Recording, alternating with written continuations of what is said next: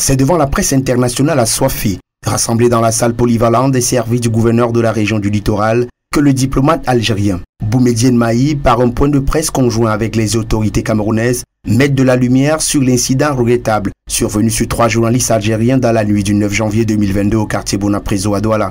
À l'agression à l'arme blanche en date du 9 janvier 2022 à Douala de 3 journalistes algériens, nous avons préféré tenir ce point de presse conjoint pour mettre toute la lumière sur cet incident regrettable et isolé et exprimer les points de vue algériens et camerounais à ce sujet. Les autorités locales à leur niveau n'ont ménagé aucun effort pour apporter la sérénité à nos frères. Les forces de l'ordre se sont immédiatement mises en route, n'est-ce pas, pour une enquête approfondie des agresseurs. Et comme monsieur l'ambassadeur vient de le dire, c'est véritablement un cas isolé. Dans la même soirée, pendant que votre compatriote algérien avait été agressé de l'autre côté, les Algériens se sont retrouvés dans un autre hôtel de la ville, sans faire publicité à cet hôtel, dans le cadre d'un mariage. Et ils se réjouissaient, ils sont rentrés sans problème. Un cas isolé justement reconnu par l'une des victimes qui ne désire qu'être en possession de ses effets personnels.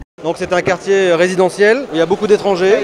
Certes, c'est un acte isolé, ça peut arriver n'importe où. C'est bon, c'est passé. Nous aimerions simplement maintenant que l'enquête avance, éventuellement récupérer nos effets, parce qu'on sait que plus que le temps avance, moins nous avons de chances de récupérer nos effets. Moi, personnellement, c'est mon téléphone avec lequel je travaille. J'ai tout. Un incident qui n'entame en rien la bonne coopération entre les deux nations, réitère le diplomate. Je voudrais souligner que nos compatriotes sont bien accueillis et traités, que ce soit par les autorités officielles ou par la population locale avec qui ils partagent au quotidien des moments agréables et des souvenirs fraternels entre nos deux peuples. À cœur vaillant, rien n'est impossible.